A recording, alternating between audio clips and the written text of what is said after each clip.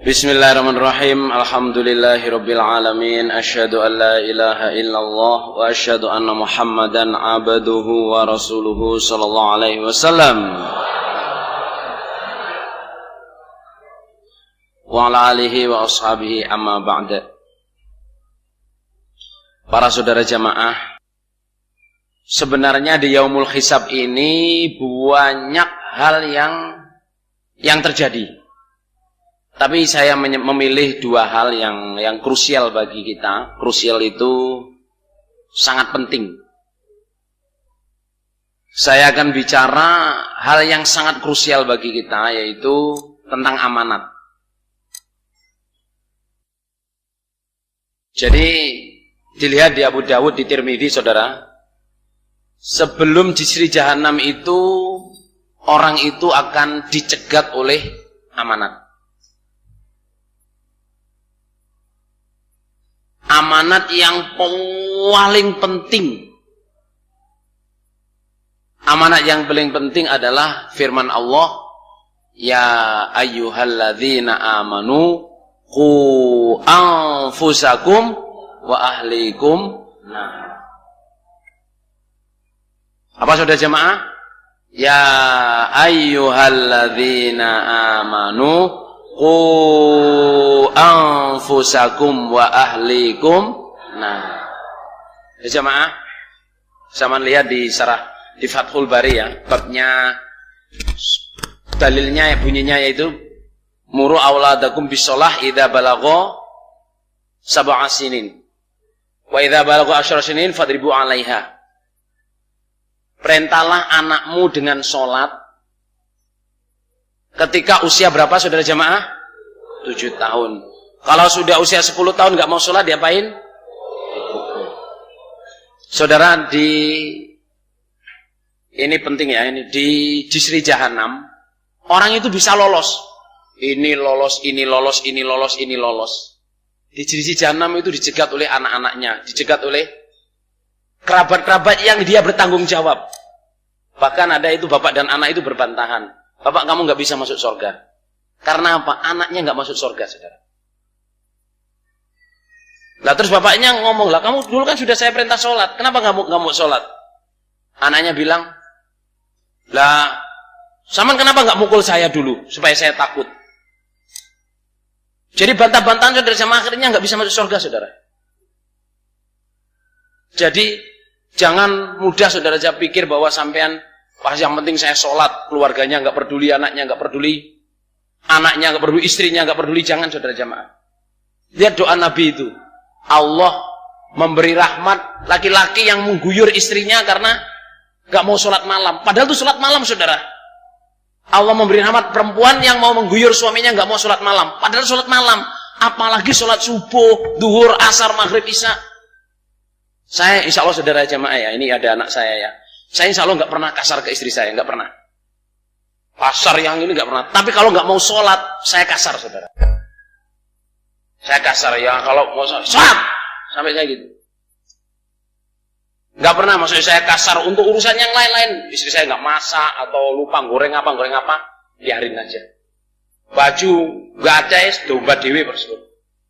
Tapi kalau nggak sholat, saudara jamaah, sungguh nih metu bersyukur. Soalnya saya takut kalau yang itu urusannya besar sekali, saudara. Saya yakin bapak-bapak di sini, ya, kecuali yang memang jagoan, saudara. Saya yakin kalau anak-anaknya kecil-kecil itu, yang paling susah dihadapin adalah nyuruh anaknya sholat. Nggih apa nggih? Halo, nggih apa nggih? Yang paling susah itu nyuruh anak-anaknya sholat. Padahal ada anak kecil itu yang tidurnya kayak bangkai, saudara. Diguyur, disiram, dia apa nggak mau bangun. Saya punya anak yang nomor 3, saudara, Abdul Karim. Saya panggil dia Eke atau Aksha. Itu biar diguyur gini, dingenek-nenek ya nggak bangun, saudara. Punya digendong, ditaruh di depan kamar mandi, digosok-gosok ini baru bangun, saudara. Itu maksudnya itu susah, saudara jemaah. Sampaikan Nabi Ibrahim alaihi salam berdoa, Robbi ja'alni muqimas shalah wa min dzurriyyati Rabbana wa taqabbal du'a. Ya Allah, jadikan saya menjadi orang yang mendirikan sholat. Bukan hanya melakukan sholat, tapi mendirikan sholat dengan segala syaratnya. Dan juga anak cucu saya. Rabbana wa taqabbal du'a. Ya Allah, terimalah doa saya. Ayat 44 apa itu? Coba yang bawa Quran ya. Surat Rabbi ja'alni muqimas sholati wa min dzurriyyati Rabbana wa taqabbal du'a. Saya ingin semua jemaah hafal. Ya, ikuti ya. Dilihat Qur'annya. Surat Ibrahim ayat 40. Bismillahirrahmanirrahim. Ikuti saya. Bismillahirrahmanirrahim. Alhamdulillahirabbil alamin. Allahumma shalli ala Muhammad wa ala ali Muhammad. Rabbi ja'alni muqimas sholati wa min dzurriyyati.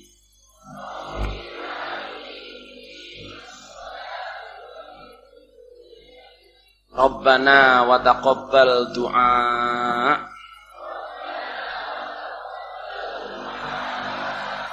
Lagi Rabbi ja'alni muqimas sholati wa min dzurriyyati.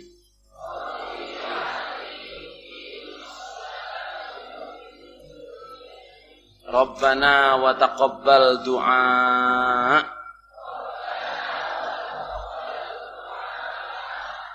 Rabbi ja'alni muqimas sholati wa min dzurriyyati.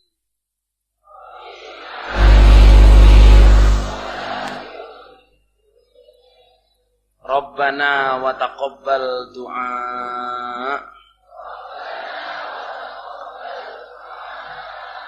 Kita baca 3 kali sama-sama. Mari. Rabbi ja'alni muqimas sholati wa min dzurriyyati. Rabbana wa taqabbal du'a. Rabbi ja'alni muqimas sholati wa min dzurriyyati. Rabbana wa taqabbal du'a. Rabbi ja'alni muqimas sholati wa min dzurriyyati. Rabbana wa taqabbal du'a. Sejamaah ya, ini triknya doa ya. Doa itu pertama kita harus tahu maknanya. Doa itu harus datang dengan kekuatan hati. Okay? Doa itu harus datang dengan kekuatan hati. Bukan hafalan di sini. Berdoalah dengan hati. Dalam arti mulutnya ngomong, hatinya juga. Berdoalah dengan hati itu ya. Ya Allah, misalnya Rabbi ja'alni muqimas sholati wa min dzurriyyati. Rabbana wa taqabbal du'a. Itu hati kita, badan kita, dari hati kita keraskan. Terus bayangan kita saudara jamaah wa min dzurriyyati itu bukan hanya anaknya saja. Ya cucu-cucunya, turun-turunnya besok akan menjadi orang yang mendirikan sholat. Karena Nabi Ibrahim itu visinya seperti itu. Dan sebab Nabi Ibrahim doa ini saudara jamaah, anak cucu Nabi Ibrahim itu lebih dari 8.000 yang menjadi Nabi. Lebih dari berapa? 8.000 yang menjadi Nabi. Sampai ke Nabi Muhammad Sallallahu Alaihi Wasallam juga anak cucunya Nabi Ibrahim dari Ismail. Bapak-bapak kalau menghadapi anak-anaknya, ibu-ibu menghadapi anak-anaknya sulit sholat, doalah ini. Hafalkan, dibaca sebelum salam, dibaca setelah sholat, dibaca sambil jalan-jalan, dibaca setelah sholat sunnah, dibaca terus nggak apa-apa. Oke? Karena apa? Di hari kiamat nanti kita dicegat di jahanam itu oleh anak-anak kita yang nggak mau sholat. Karena apa? As-sholatu imaduddin. Sholat itu tiang agama. Man hafidhaha faqad hafidha dinah wa man dhayya fa walima su'atiyah. Siapa yang menjaga sholat berarti menjaga agamanya. Yang mensia-siakan sholat berarti kepada yang lain lebih mensia-siakan.